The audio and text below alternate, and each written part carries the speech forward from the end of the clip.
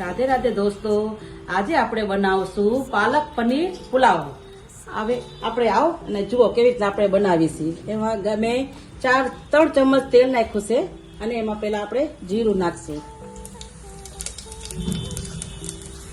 જીરું નાખી ને પછી આપણે એમાં ડુંગળી અને મરચાં સંભાળેલા છે એટલે હવે આપણે નાખવાના છે.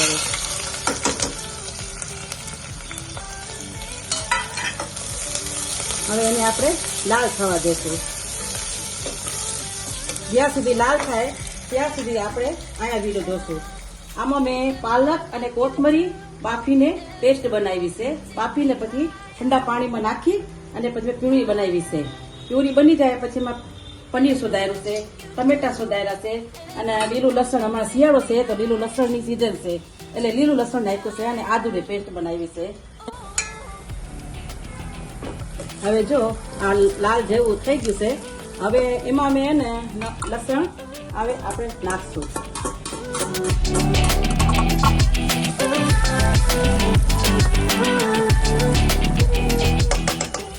હવે લસણ થઈ ગયું છે.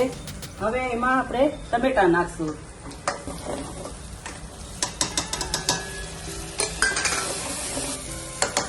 હવે આપણે થોડીક વાર ટમેટાને ચડવા દેશું. હવે ઢાંકીને રાખશું. આપણે ઘડીક વાર 5 મિનિટ ઢાંકીને રાખશું. હવે આપણે જોશું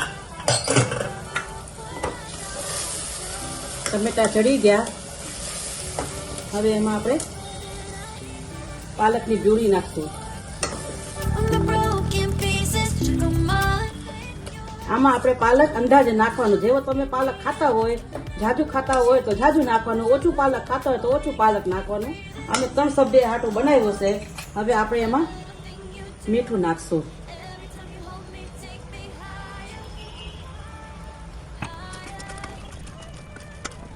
હવે એમાં આપણે પનીર નાખશું. હવે ઘડીક આપણે ઢાંકી દઈશું. હવે આપણે ઢાંકણું ખોલીને જોઈશું. હવે એમાં આપણે પાણી નાખશું. મેં 2 કપ ભાત લીધા છે. હવે આપણે 4 ગ્લાસ નાખવાનું. હવે ઢાંકીને ઉકળવા દેશું. હવે આપણે જોશું. હવે પાણી ઉકળી ગયું છે. હવે એમાં આપણે ભાત નાખશું.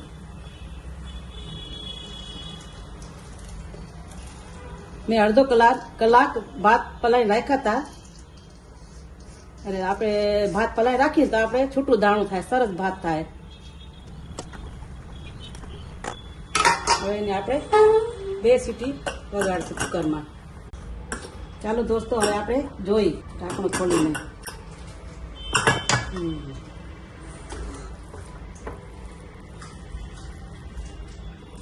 સરસ ભાત થઈ ગયા છે.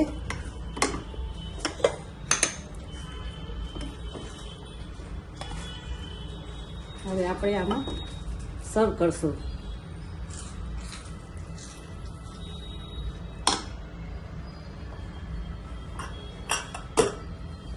હવે જોઈ લો કેવા ભાત બન્યા છે.